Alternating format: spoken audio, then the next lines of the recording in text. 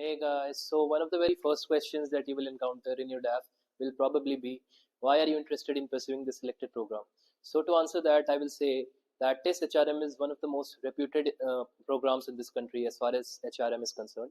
And in addition to that, the kind of faculties that we have here, the experiences that they've got, be it corporate experience or be it academia experience, that is unparalleled. I believe it is really unparalleled.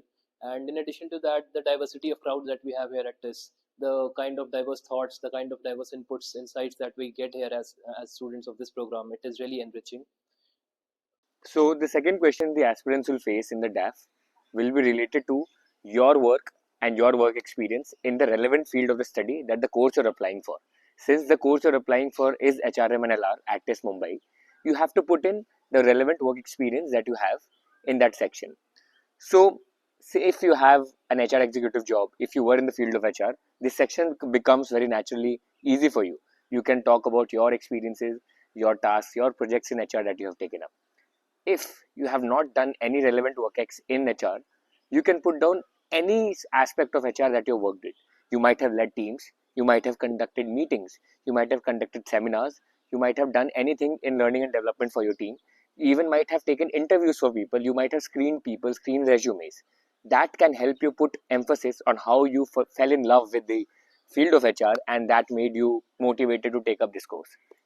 For people like me who had no work experience, a gap year before coming to TISS, I took a very different approach. I was in positions of leadership in two college societies where I was handling the recruitment and the firing of members and juniors in those societies. I also took up initiatives where we had to host events, which we had to handle the finance and PR of our college societies. So it became very important for me in the DAF and in the PI preparation process that I look back into my own life and understand where these aspects of HR came into my life, where I had taken up responsibilities that came related to HR, where I had interacted with people in my life, in college, in positions of responsibility. So if you don't have work experience, don't worry.